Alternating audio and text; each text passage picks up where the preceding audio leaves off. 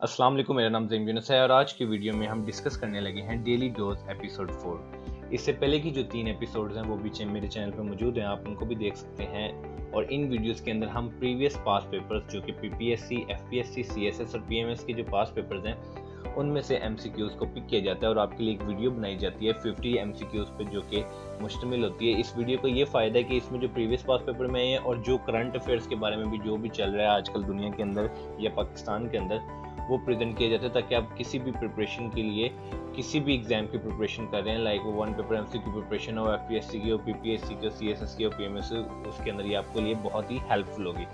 अब इसमें 50 एमसीक्यूज होते हैं जिसके अंदर डिफरेंट सेक्शंस होते हैं। We have a different section like current affair, general knowledge, everyday science, Islamiat, English, Pak studies, जो वन पेपर एमसीक्यू का पार्ट होते हैं। तो इस वीडियो को अगर आप देखेंगे एक बार तो आपके क्वेश्चन सिर्फ 50 एमसीक्यूज क्लियर नहीं होंगे, आपको 50 नई बातें पता चलेगी और हो सकता है कि एक क्वेश्चन के अंदर आपको सिर्फ एक बात नहीं 3-4 बातों का पता चल जाए। और उसके साथ साथ इसका ये फायदा है कि अगर आप एक दफ़ा वीडियो को देखेंगे तो आपको जो है 1-2 बार उसको देखने से वो आपको क्वेश्चन जो याद होने लग जाएंगे, और अगर आप 2-3 दफ़ा इसको देख लेंगे तो ये जो क्वेश्चन है आपको मेमोराइज हो जाएंगे, जो कि आगे जाके आपके लिए बहुत हेल्पफुल होगी। यानी कि आप दिन में एक कोई ऐसी वीडियो देख लें जो कि आपके लिए हेल्पफुल हो, प्रोडक्टिव हो, आपको लगे कि आपने अपना टाइम जो है वो सही यूटिलाइज किया है। ठीक है, तो बढ़ते हैं आज की वीडियो की तरफ। वीडियो स्टार्ट करने से पहले मैं आपसे रिक्वेस्ट करना चाहूँगा, अगर अभी तक आपने मेरे चैनल को सब्सक्राइब नहीं किया तो काइंडली मेरे चैनल को सब्सक्राइब कर लें ताकि आपको मजीद ऐसी इंफॉर्मेटिव एंड यूजफुल वीडियोस मिलते रहें। तो स्टार्ट करते हैं आज की वीडियो। तो डेली डोज एपिसोड 4 के अंदर जो हमारे पास सेक्शंस हैं वो हैं 10 एमसीक्यूज हैं करंट अफेयर्स के, 10 जनरल नॉलेज के, 10 इस्लामियात के, 10 पाक स्टडीज के और 10 एमसीक्यूज है हमारे पास एवरीडे साइंस के। इस तरह से ही हमारे 50 एमसीक्यूज जो है वो कवर हो जाएंगे। तो स्टार्ट करते हैं। हमारे पास जो सेक्शन है करंट अफेयर्स का जो कि जिसके अंदर 10 एमसीक्यूज हैं। तो देखते हैं क्वेश्चन नंबर 1 हमारे पास क्या है जी। तो क्वेश्चन नंबर 1 है, which team was declared the winners of the 2022 Kashmir Premier League KPL. आपने बताना है तो कौन सी टीम जो है वो एज अ विनर डिक्लेयर्ड हुई 2022 के अंदर, जो कि कश्मीर प्रीमियर लीग जिसको हम केपीएल लीग भी कहते हैं या केपीएल कहते हैं। तो हमारे पास ऑप्शन है मीरपुर रॉयल्स, मुजफ्फराबाद टाइगर्स, जम्मू जांबाज या नन ऑफ दिस। तो ये जानते हैं कि इसका आंसर क्या हमारे पास स्टूडेंट्स। तो इसका आंसर है हमारे पास मीरपुर रॉयल्स। तो Mirpur Royals was declared the winners of the 2022 Kashmir Premier League KPL. बढ़ते हैं अपने नेक्स्ट क्वेश्चन की तरफ। क्वेश्चन नंबर 2 हमारे पास है, farmer prime minister Imran Khan raised how many funds through an international telethon for flood affected people. तो जो हमारे प्राइम मिनिस्टर थे इमरान खान, उन्होंने कितने फंड्स रेजिंग की through international telethon for the flood effect, यानी कि सैलाब ज़दगान लोगों के लिए कितने फंड रेजिंग उन्होंने की। तो हमारे पास ऑप्शन हैं 3 बिलियन, 5 बिलियन, 7 बिलियन या नन ऑफ दिस। तो ये जानते हैं कि इसका आंसर क्या है हमारे पास। तो इसका आंसर है हमारे पास 5 बिलियन। तो जो हमारे प्राइम मिनिस्टर थे इमरान खान, उन्होंने 5 मिलियन फंड जो है उसकी रेजिंग की through an international telethon for the flood affected people. तो आपने याद रखना है रुपीज 5 बिलियन। बढ़ते हैं अपने नेक्स्ट क्वेश्चन की तरफ। तो क्वेश्चन नंबर 3 हमारे पास क्या है जी, former prime minister Imran Khan hold international telethon to raise funds for flood affected on. अब जो उन्होंने ये टेलीथॉन किया, इंटरनेशनल टेलीथॉन किया, तो वो किस डेट को किया for the flood affected people. तो हमारे पास ऑप्शन है 28 अगस्त 2022, 29 अगस्त 2022, 30 अगस्त 2022 या नन ऑफ दिस। तो ये जानते हैं कि इसका आंसर क्या हमारे पास। तो इसका आंसर है हमारे पास 29 अगस्त 2022। तो 2022 के अंदर 29 अगस्त के अंदर फॉर्मर प्राइम मिनिस्टर जो हमारे इमरान खान, उन्होंने एक इंटरनेशनल टेलीथॉन को होल्ड किया जहां से उन्होंने फंड रेज करवाया for the flood affected people. तो बढ़ते हैं नेक्स्ट क्वेश्चन की तरफ। नेक्स्ट क्वेश्चन हमारे पास क्या है, क्वेश्चन नंबर 4 है, floods in Pakistan have killed at least how many people since mid June 2022। तो फ्लड्स की वजह से पाकिस्तान में कितने लोग जो है वो मर गए, वफात पा गए। तो हमारे पास ऑप्शन है 700 प्लस, 1200 प्लस या 5000 प्लस या नन ऑफ दिस। तो ये जानते हैं कि इसका आंसर क्या है हमारे पास। तो इसका आंसर है हमारे पास 1200 प्लस, यानी कि फ्लड से पाकिस्तान के अंदर एटलीस्ट जो है 1200 से ज़्यादा लोग जो है वो अपने खाल के हकीकी से जा मिले। तो आपने याद रखना कि 1200 से ज़्यादा, जो कि सिंस मिड जून से जो 2020 के फ्लड्स की सिचुएशन बनी हुई है उसमें 1200 से ज़्यादा लोगों की अमवात हुई।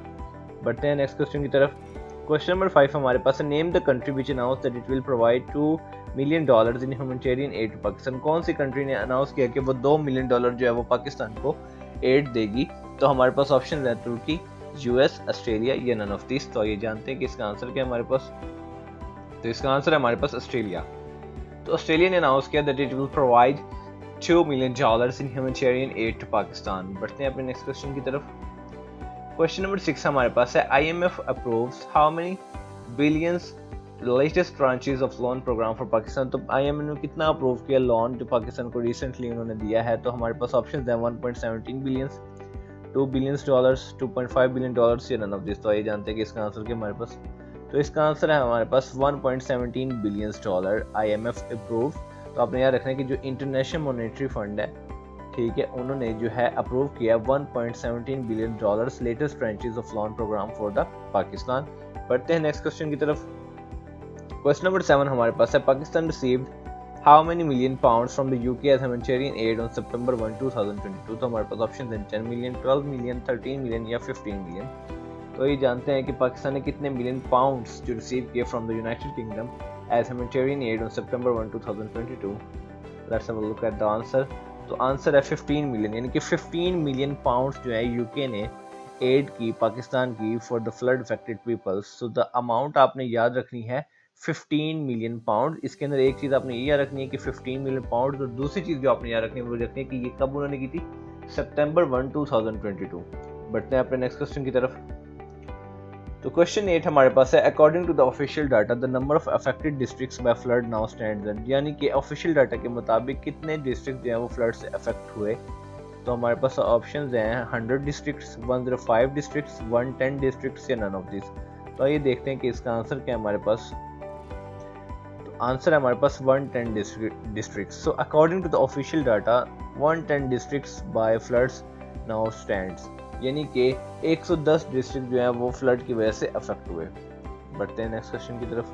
क्वेश्चन नंबर 9 हमारे पास है, current governor of Gilgit Baltistan, यानी कि करंट गवर्नर जो है वो गिलगित बल्तिस्तान का कौन है? हमारे पास ऑप्शन है सईद अमजद अली जैदी, मिस्टर मोहम्मद जाफर, राजा हलाल हुसैन मकबून या नन ऑफ दिस। तो ये जानते हैं कि इसका आंसर क्या हमारे पास। तो इसका आंसर है हमारे पास सैयद अमजद अली जैदी, जो कि एक्टिंग के शोबे से भी जो है उनका थोड़ा सा ताल्लुक है। तो आपने याद रखना कि current governor of Gilgit Baltistan है सैयद अमजद अली जैदी, यानी कि एक्टिंग का मतलब है कि ये करंट गवर्नर हैं गिलगित बल्तिस्तान के। बढ़ते हैं नेक्स्ट क्वेश्चन की तरफ। क्वेश्चन नंबर 10 हमारे पास है, who has been appointed as the Pakistan team's mentor for the next month T20 world cup. आपने बताना कि कौन है पाकिस्तान टीम का मेंटोर जो हुआ अपॉइंट हुआ है for the next month T20 world cup के लिए। तो हमारे पास ऑप्शन है Matthew Hayden, we have option Mickey Arthur, Dave Whatmore या नन ऑफ दिस। तो ये जानते हैं कि स्टूडेंट्स के इसका आंसर क्या हमारे पास कि who has been appointed as the Pakistan team's mentor for the next month T20 world cup.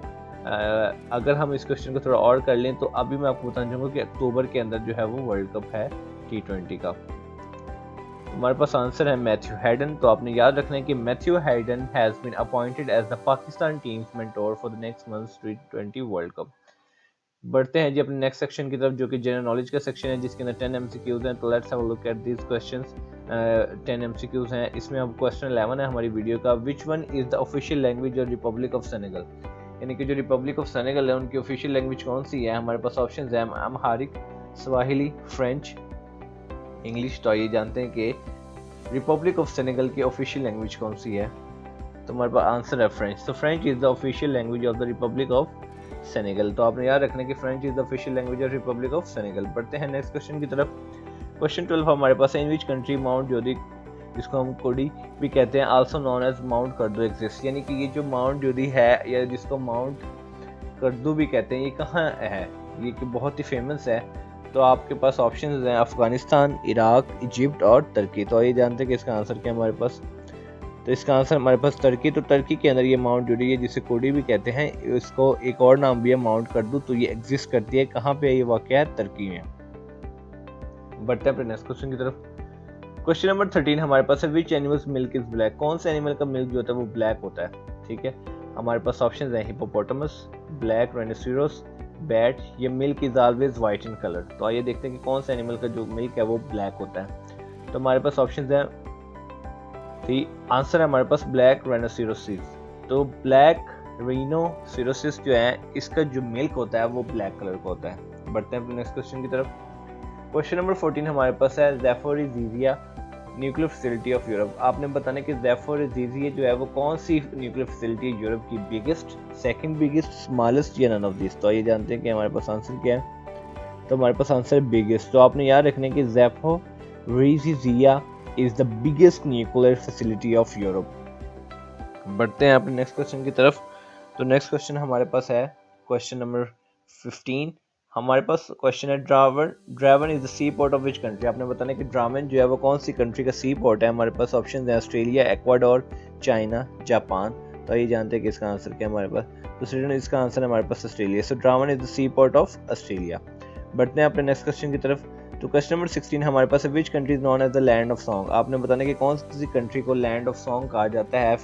हमारे पास ऑप्शन हैं फिनलैंड, स्पेन, वेल्स और इंडिया। तो ये जानते हैं कि लैंड ऑफ सॉन्ग जो है वो कौन सी कंट्री को कहा जाता है। तो हमारे पास आंसर है वेल्स। तो वेल्स को अगर आपसे पूछ लीजिए कि लैंड ऑफ सॉन्ग जो है वो कौन सी कंट्री को कहा जाता है तो आप माइंड में एक ही चीज़ आनी चाहिए, वो है वेल्स। बढ़ते हैं नेक्स्ट क्वेश्चन की तरफ। तो क्वेश्चन नंबर 17 हमारे पास है geographically Greenland is in which continent. आपने बताना कि जियोग्राफिकली ग्रीनलैंड जो है वो कौन से कॉन्टिनेंट में है। हमारे पास ऑप्शन है Europe, north America, south America, Oceania. तो ये जानते हैं कि ग्रीनलैंड कौन से कॉन्टिनेंट में है। तो आंसर है हमारे पास नॉर्थ अमेरिका। तो geographically Greenland is in the north America. बढ़ते हैं नेक्स्ट क्वेश्चन की तरफ। तो क्वेश्चन नंबर 18 हमारे पास है the most powerful space telescope ever launch. इस आपने बताना कि जो मोस्ट पावरफुल स्पेस टेलीस्कोप थी ना अभी तक जो लॉन्च हुई है उनमें से मोस्ट पावरफुल स्पेस टेलीस्कोप कौन सी है। तो हमारे पास ऑप्शंस हैं Hubble space telescope, James Webb space telescope, Kepler space telescope या वॉयगर 1। तो ये जानते हैं कि which one is the most powerful space telescope. तो स्टूडेंट्स हमारे पास आंसर है जेम्स वेब स्पेस टेलीस्कोप। तो आपने याद रखना है कि James Webb space telescope is the most powerful space telescope. नाम याद रहेगा, जेम्स वेब स्पेस टेलीस्कोप। बढ़ते हैं अपने नेक्स्ट क्वेश्चन की तरफ। तो क्वेश्चन नंबर 19 हमारे पास है California Zephyr is the famous 3924 kilometre train route between Chicago and. अब आपने बताना है कि कैलिफोर्निया जाइफर जो है एक फेमस है जो ट्रेन राउट है जो कि 3924 किलोमीटर के। आपने बताना है कि किसके बिटवीन है ये। एक तो आपको पता चल गया कि शिकागो है, तो दूसरी कौन सी कंट्री है वो आपने बताना है। तो we have option New York, Washington, San Francisco या टोक्यो। तो आइए जानते हैं कि इसका आंसर क्या है हमारे पास। तो इसका आंसर है हमारे पास San Francisco. So California Zephyr is the famous 3924 kilometre train route between the Chicago and San Francisco. बढ़ते हैं नेक्स्ट क्वेश्चन की तरफ।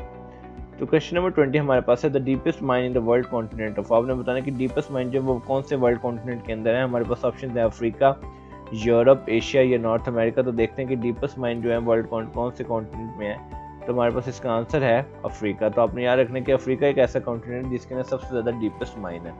तो बढ़ते हैं अपने नेक्स्ट सेक्शन की तरफ। नेक्स्ट सेक्शन है हमारे पास इस्लामियत का जिसके अंदर 10 MCQs हैं। तो देखते हैं कि इसमें कौन से हमारे पास MCQs हैं। तो क्वेश्चन नंबर 21 है Allah says wives of prophet Muhammad peace be upon him are mothers of believers in सूरा। अल्लाह ताला फरमाते हैं कि जो बीवियां हैं हज़रत पाक सल्लम की वो जो मोमिन है या जो मुसलमान है उनकी माएँ हैं। और ये जो है उनकी कौन सी सूरत में ये फरमाया है अल्लाह ताला ने। तो आपको ये पता होना चाहिए। तो हमारे पास ऑप्शन हैं अली इमरान, यासीन, मोहम्मद या आज़ाब। तो आइए जानते हैं कि इसका आंसर क्या है हमारे पास। तो इसका आंसर है हमारे पास आज़ाब, यानी कि सूरह आज़ाब के अंदर ये चीज़ जो है अल्लाह ताला ने फरमाई है कि जो हज़रत पाक सल्लल्लाहु अलैहि वसल्लम की बीवियां हैं वो जो हैं वो हमारी माएँ हैं। तो ये उन्होंने फरमाया है सूरह आज़ाब में। बढ़ते हैं नेक्स्ट क्वेश्चन की तरफ। क्वेश्चन नंबर 22 हमारे पास है Muhammad is the messenger of Allah stated in surah, यानी कि मोहम्मद जो है वो अल्लाह ताला के मैसेंजर है। ये कौन सी सूरत में फरमाया गया है। तो हमारे पास ऑप्शन है सूरह यासीन, सूरह मोहम्मद, सूरह मुज़म्मिल या सूरह फतह। तो देखते हैं कि इसका आंसर क्या है हमारे पास। तो इसका आंसर है हमारे पास सूरह फतह, यानी कि Muhammad is the messenger of Allah जो है ये सूरह फतह में जो है ये स्टेट किया गया है। बढ़ते हैं अपने नेक्स्ट क्वेश्चन की तरफ।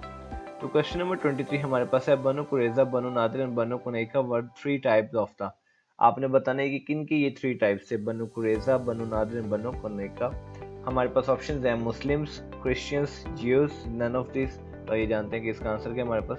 तो इसका आंसर है हमारे पास ज्यूस। तो बनु कुरैज़ा, बनु नादिर और Banu Qaynuqa were the tribes of the Jews. बढ़ते हैं नेक्स्ट क्वेश्चन की तरफ। क्वेश्चन नंबर 24 हमारे पास है the first migration of the companions and the relatives of the prophet Muhammad peace be upon him was to. तो जो पहली हिजरत थी हज़रत पाक सल्लल्लाहु अलैहि वसल्लम के रिलेटिव्स और जो उनके साथी थे उनकी कहाँ पे फर्स्ट माइग्रेशन उन्होंने की। हमारे पास ऑप्शन है मक्का, मदीना, एबिसीना जिसे हम इथोपिया भी कहते हैं या बगदाद। तो ये जानते हैं कि इसका आंसर क्या है हमारे पास। तो इसका आंसर हमारे पास है एबिसीना या Ethiopia. So the first migration of the companions and the relatives of the prophet Muhammad peace be upon him was to Abyssinia या इथोपिया।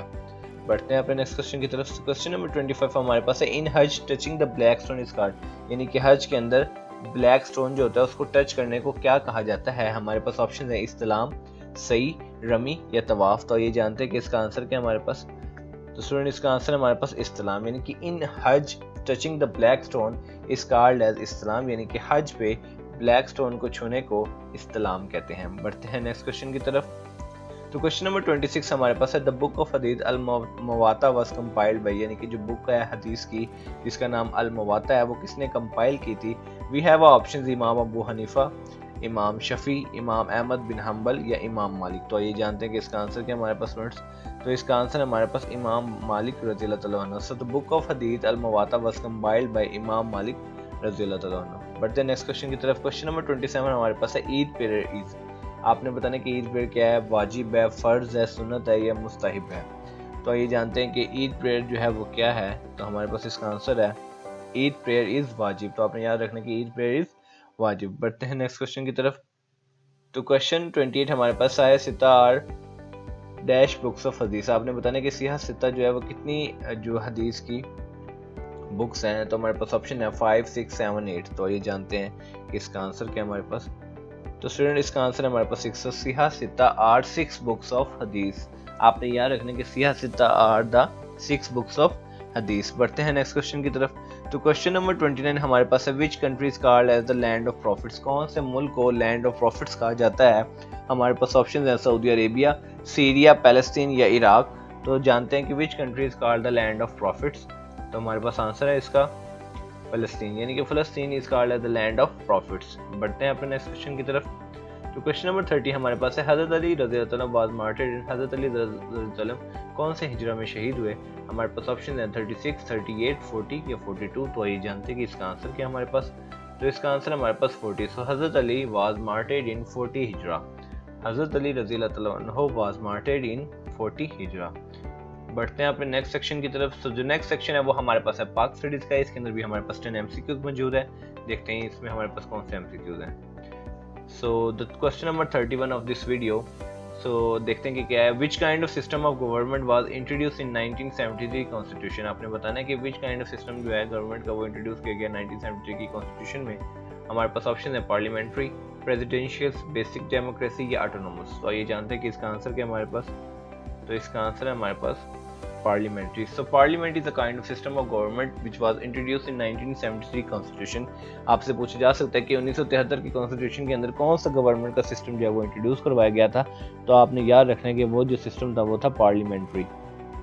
बढ़ते हैं नेक्स्ट क्वेश्चन की तरफ। नेक्स्ट क्वेश्चन हमारे पास है when mister Z Bhutto launch new constitution in the country, यानी कि ज़ियाउल हक जो है जेड से बनता है जुल्फ़िकार अली भुट्टो। ठीक है, आपने याद रखना है कि when mister Zulfikar Ali Bhutto launch a new constitution in the country.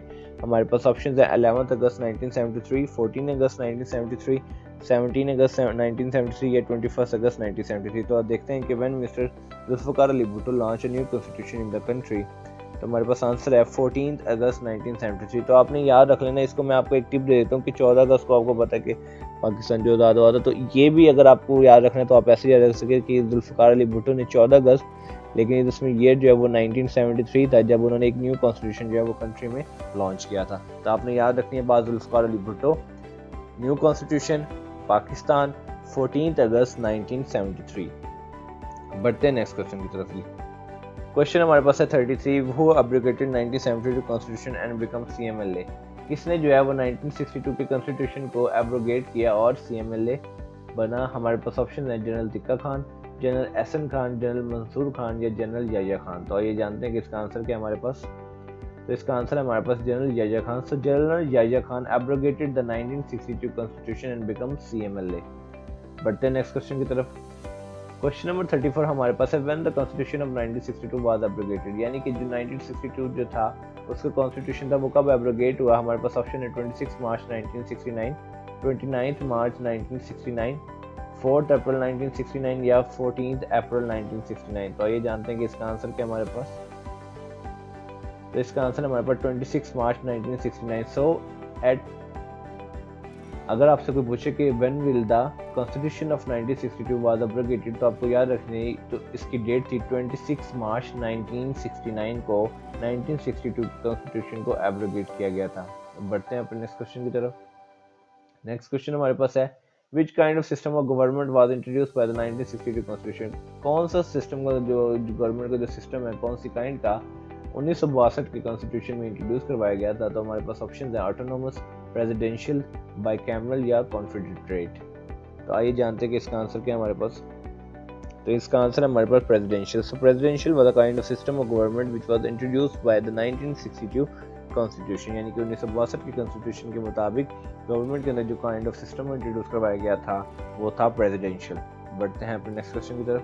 तो क्वेश्चन नंबर 36 हमारे पास है when Ayub Khan enforce the new constitution इन पाकिस्तान। अयूब खान ने कब जो है वो न्यू कॉन्स्टिट्यूशन पाकिस्तान के अंदर इन्फोर्स किया था।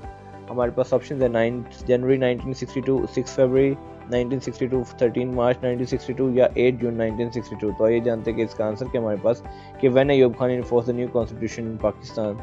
So the date was 8th June 1962. So at 8 June 1962, Ayub Khan enforced a new constitution in Pakistan. तो आपने डेट नहीं भूलनी। 8 June 1962, Ayub Khan enforced a new constitution in Pakistan. बढ़ते हैं नेक्स्ट क्वेश्चन की तरफ। क्वेश्चन नंबर 37 हमारे पास है when the first constitution was abrogated and martial law was proclaimed। आपने बताना है कि कब जो है कॉन्स्टिट्यूशन जो है वो पहली कॉन्स्टिट्यूशन जो है उसको अब्रोगेट किया गया और मार्शल लॉ को प्रोक्लेम्ड किया गया। तो हमारे पास ऑप्शन है मई 1958, जून 1958, अक्टूबर 1958 या दिसंबर 1958। तो ये जानते हैं कि इसका आंसर क्या हमारे पास। तो इसका आंसर है हमारे पास अक्टूबर 1958। तो अक्टूबर 1958 को द फर्स्ट कॉन्स्टिट्यूशन जो है उसको अब्रोगेट किया गया और मार्शल लॉ जो है वो उसको प्रोक्लेम किया गया। बढ़ते हैं नेक्स्ट क्वेश्चन की तरफ। क्वेश्चन नंबर 38 हमारे पास है हु अब्रोगेटेड 1956 कॉन्स्टिट्यूशन। हमारे पास ऑप्शन है अयूब खान, तिक्का खान, सिकंदर मिर्जा या याया खान, यानी कि 1956 कॉन्स्टिट्यूशन को किसने एब्रोगेट किया। Let's have a look at the answer. तो Sikandar Mirza. So Sikandar Mirza is responsible for the abrogation in the 1956 constitution. Yeah, we can simply say that the Iskandar Mirza abrogate the 1956 constitution. बढ़ते हैं next question की तरफ। Question number 39 हमारे पास है what was the official language declared in 1956 constitution. आपने बताना है कि कौन सी ऑफिशियल लैंग्वेज जो है वो 1956 कॉन्स्टिट्यूशन के अंदर डिक्लेयर की गई एज अ ऑफिशियल लैंग्वेज। तो हमारे पास ऑप्शन है उर्दू, बंगाली, हिंदी या बोथ ए एंड बी। तो ये जानते हैं कि इसका आंसर क्या है हमारे पास। तो इसका आंसर है हमारे पास बोथ ए एंड बी, यानी कि Urdu and Bengali. So Urdu and Bengali was the official languages declared in the 1956 constitution. So you must have to remember that Urdu and Bengali was the official languages declared in the 1956 constitution। बढ़ते हैं next question की तरफ। Question number 40 हमारे पास है what age was prescribed for the president in 1956 constitution।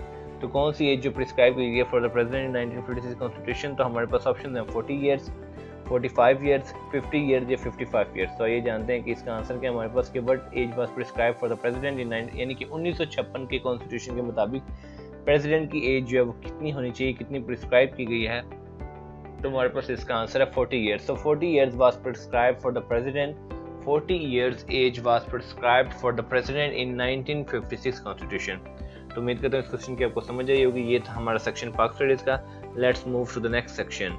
तो next section हमारे पास क्या है जी, एवरीडे साइंस क्या है, जिसके अंदर 10 MCQs है। तो देखते हैं कि इसके अंदर जो है 10 MCQs में क्या है हमारे पास एवरीडे साइंस के अंदर। So let's have a look at the question number 41 which from the following is not a conductor. आपने बताना कि कौन से इनमें से जो फॉलोइंग हमारे पास बताई गई हैं 4 ऑप्शन, इसमें से कौन सा कंडक्टर नहीं है।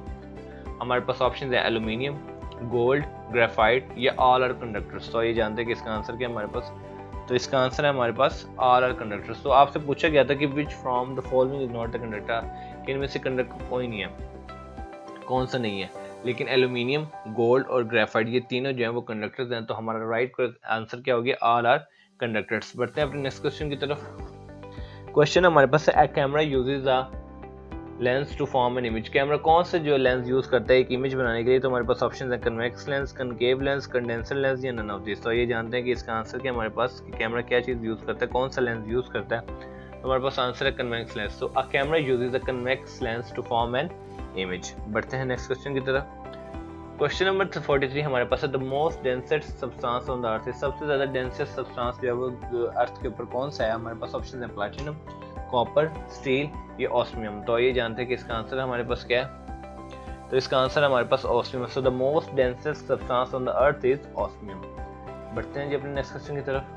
क्वेश्चन हमारे पास है the SI unit of pressure is. आपने बताना है कि प्रेशर का एसआई यूनिट क्या है। हमारे पास ऑप्शन है पास्कल, जॉल, टेस्ला या हेनरी। तो आपने बताना है कि प्रेशर का जो है SI यूनिट क्या है? तो आंसर है हमारे पास ये पास्कल। तो SI unit of pressure is pascal. The SI unit of pressure is pascal. बढ़ते हैं नेक्स्ट क्वेश्चन की तरफ। तो क्वेश्चन नंबर 45 हमारे पास है deficiency of vitamin D results in. Vitamin D की डेफिशिएंसी से क्या होता है? हमारे पास ऑप्शन है नाइट ब्लाइंडनेस, रिकेट्स, कर्वी या हेयर फॉल। तो ये देखते हैं कि डेफिशिएंसी ऑफ विटामिन डी से क्या होता है। तो इससे होता है जो rickets. So deficiency of vitamin D results in rickets. So you always remember the deficiency of vitamin D results in rickets. बढ़ते हैं अपने नेक्स्ट क्वेश्चन की तरफ। क्वेश्चन नंबर 46 हमारे पास है each day human body breathe in how many litres of air, यानी कि कितने लीटर एयर की जो वो ब्रेथ करते हैं। तो हमारे पास ऑप्शन है 5000 to 10,000, 10,000 to 15,000, 15,000 to 20,000, 20,000 to 25,000। तो ये देखते हैं कि इसका आंसर क्या है हमारे पास। तो आंसर है 10,000 to 15,000। So each day human body breath in 10,000 to 15,000 liters of air। बढ़ते हैं नेक्स्ट क्वेश्चन की तरफ। क्वेश्चन हमारे पास है the most abundant element in the earth crust is. आपने बताना है कि मोस्ट अबंडेंट एलिमेंट जो है वो अर्थ क्रस्ट के अंदर कौन सा है। हमारे पास ऑप्शन है ऑक्सीजन, हाइड्रोजन, कार्बन डाइऑक्साइड या सिलिकॉन। तो आपने बताना है which is the most abundant element in the earth crust. आइए जानते हैं कि इसका आंसर क्या हमारे पास। तो इसका आंसर हमारे पास oxygen. So the most abundant element in the earth crust is oxygen. The most abundant element in the earth crust is oxygen. बढ़ते हैं अपने नेक्स्ट क्वेश्चन की तरफ। क्वेश्चन हमारे पास 48 है the most abundant element in the universe. अब आपने बताना है कि मोस्ट अबंडेंट एलिमेंट यूनिवर्स में कौन सा है। तो हमारे पास ऑप्शन है ऑक्सीजन, हाइड्रोजन, कार्बन डाइऑक्साइड या सिलिकॉन। तो ये जानते हैं कि इसका आंसर क्या हमारे पास। तो आंसर है इसका हमारे पास hydrogen. So the most abundant element in the universe is, यानी कि अगर हम यूनिवर्स के अंदर मोस्ट अबंडेंट एलिमेंट की बात करें तो वो है हाइड्रोजन। बढ़ते हैं नेक्स्ट क्वेश्चन की तरफ।